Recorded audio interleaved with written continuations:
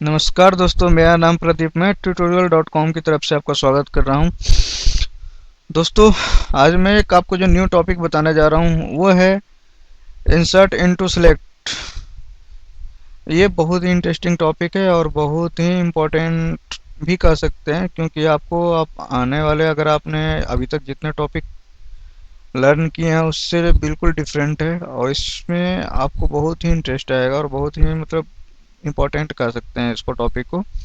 तो इसमें मैं आपको बताने जा रहा हूँ कि कैसे हम इंसर्ट इनटू सेलेक्ट यूज करते हैं और ये है क्या। बेसिकली पहली चीज़ तो ये होती है कि इंसर्ट इनटू सेलेक्ट है क्या। दोस्तों, अभी हम माई क्यूरी जब लिखते थे तो उसमें हम लोग नॉर्मली क्या लिखते हैं, सेलेक्ट ऑल फ्रॉम जो भी टेबल नेम है, टेबल नेम हम लिख देते हैं। इसमें क्या होता है, टेबल नेम इससे लिखने पे हमारा जो भी टेबल में डाटा होता है वो हमें शो हो जाता है। लेकिन अगर मैं आपसे एक बात कहूँ कि अगर मुझे इस टेबल का बैकअप रखना है या फिर इस टेबल का डाटा, डुप्लीकेट डाटा तैयार करना है, तो फिर उसके लिए आप क्या कर सकते हो। उसके लिए या तो फिर आपको ये सारा डाटा, ये आपने क्यूरी लगाया, उसके बाद आप डाटा गेट करोगे, फिर उसको फैच करोगे, उसके बाद फिर आप लूप में डाल के फिर इंसर्ट करा के अलग अलग, या फिर एक बार दो क्यूरी आपको लगाना पड़ेगा अलग टेबल में डाटा इंसर्ट कराने के लिए, जब आप इंसर्ट की क्यूरी लिख रहे हो उस टाइम। लेकिन मैं कहूँ कि एक केवल एक क्यूरी के थ्रू आप अपने पूरे टेबल का बैकअप बना सकते हो। तो आपको थोड़ा अजीब लगेगा, बट हाँ, हम ऐसा कर सकते हैं। उसके लिए चलो मैं आपको बताता हूँ कैसे हम ये कर सकते हैं। तो इसके लिए सबसे पहले आपको मैं बता दूँ, ये मेरा डाटाबेस है और जिसमें हमारा एम्प्लॉय नाम का टेबल है। तो हम इस टेबल का बैकअप बनाएंगे।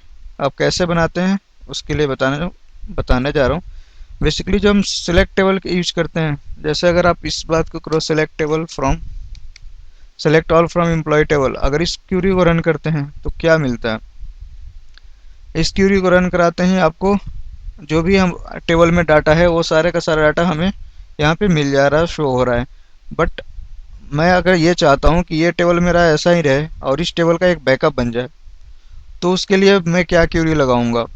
तो उसके लिए सबसे पहला जो इम्पोर्टेंट चीज़ है कि ये टेबल में जो जो हमारा फील्ड है या कॉलम है, वो कॉलम हमको डिफाइन करना पड़ेगा न्यू टेबल में जिसमें हम बैकअप बनाना चाहते हैं। तो उसके लिए हमें सेम नाम रखना पड़ेगा जो भी हमारा कॉलम का नेम है और जो भी उसके टाइप हैं। जैसे आईडी है, आईडी में इंटीजर है तो इंटीजर की जो भी वैल्यू हमने, जैसे 255 हमने यहाँ पे डिफाइन किया है, तो ये 255 न्यू टेबल में भी डिफाइन होना चाहिए। अगर इसका वर्कर हमने 1000 किया है तो दूसरे में भी वर्कर 1000 ही होना चाहिए। बेसिकली कहने का मतलब ये है कि कॉलम नेम और कॉलम का टाइप दोनों सेम होना चाहिए। तो इसके लिए मैं क्या करता हूँ, पहले मैं इस टेबल को अपनी सुविधा के लिए पहले हम इसको एक्सपोर्ट कर लेता हूँ, ताकि मुझे एक लेआउट मिल जाए, इस क्यूरी को मुझे कॉपी ना करना पड़े। और टाइम इसको फिर मैं नोटपैड में ओपन कर लेता हूँ। तो यहाँ से मुझे टेबल क्रिएट करने का कोड मिल जाएगा। मैं यहाँ से जो है टेबल क्रिएट करने का कोड कॉपी कर लेता हूँ। अब मैं चलता हूँ अपने डाटाबेस पे।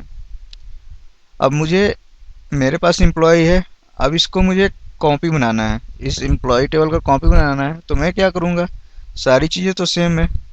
अब इसमें मैं सीधे आगे लिख दूंगा कॉपी अंडर स्कोर एम्प्लॉय। अब मैं इसको क्रिएट करता हूँ।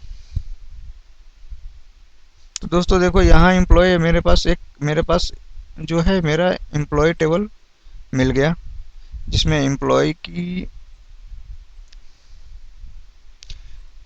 कॉपी का फॉर्मेट आप देखो, आईडी हमारे पास, इसकी जो स्ट्रक्चर देखेंगे, जो एम्प्लॉय टेबल का स्ट्रक्चर है और कॉपी एम्प्लॉय का जो हमने अभी बनाया उसका स्ट्रक्चर दोनों सेम है। जहाँ पे ID, first name, last name, email ID, phone number, यहाँ भी आप देखो ID, first, last, email ID, phone number. और यहाँ पे इसके टाइप भी आप देखेंगे मैच करेगा, integer, worker, worker, worker, worker. और यहाँ भी आप चेक करो तो सेम है। ठीक है। तो इस तरह से मेरे पास अब टेबल तो क्रिएट हो गया, जो टेबल चाहिए था मेरे पास टेबल बन गया। अब मुझे इसकी कॉपी बनानी है।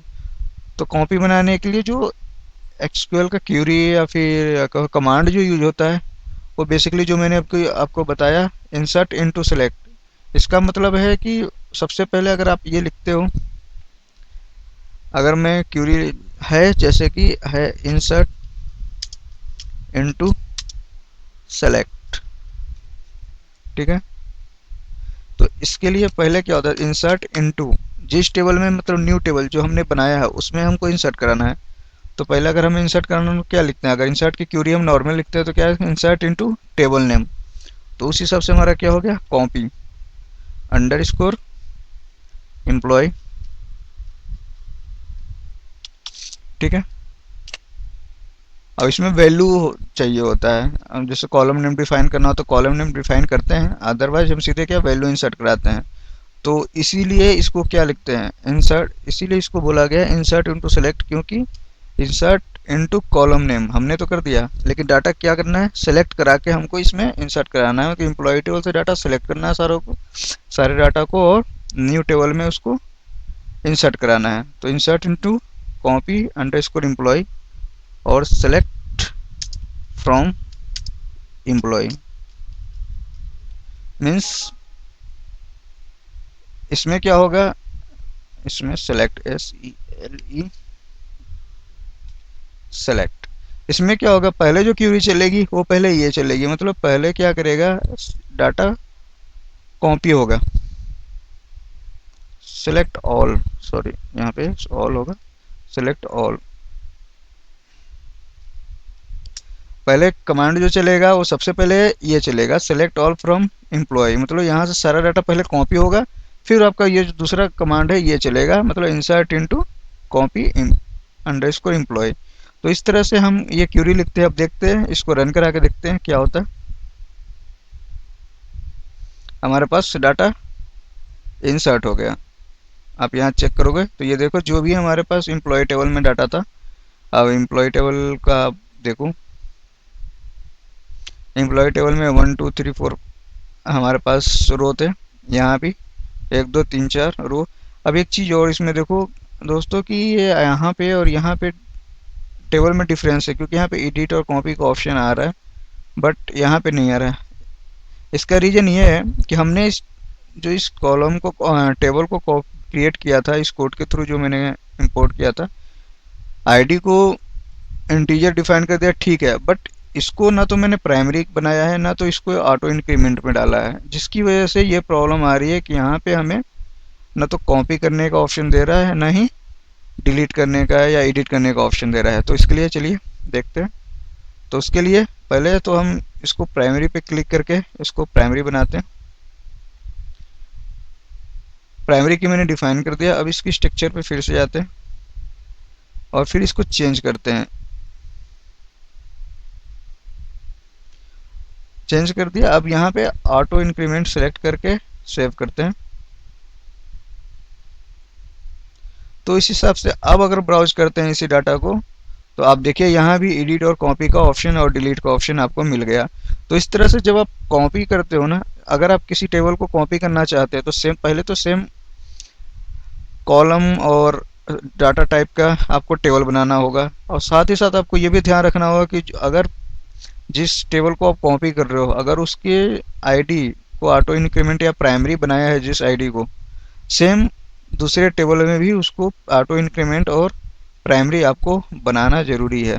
अदरवाइज आपके जो डाटा होंगे वो जो उसका डुप्लीकेट होने के चांसेस हो जाएंगे, फिर आपको यूनिक डाटा नहीं मिलेगा कल को अगर आप कोई इंसर्ट कराते हैं तो दोस्तों इस तरह से आप select into sorry insert into select query use कर सकते हैं अपने डाटाबेस की कॉपी करने के लिए या फिर बैकअप बनाने के लिए अपने डाटाबेस में, या फिर बाहर आप कहीं भी यूज निकालना चाहे या फिर कॉपी करना चाहें, या फिर एक होता है कि एक टेबल की कॉपी दूसरे टेबल में हम बनाते हैं, 2 टेबल हम रखते हैं डाटा को सिलेक्ट या डिलीट करने के लिए, काफ़ी टाइम होता है बैकअप के रूप में।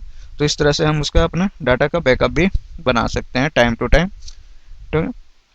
तो इस तरह से इंसर्ट इनटू सेलेक्ट का जो भी हमारा ट्यूटोरियल था या जो भी हमारे पास टॉपिक था वो कंप्लीट हुआ।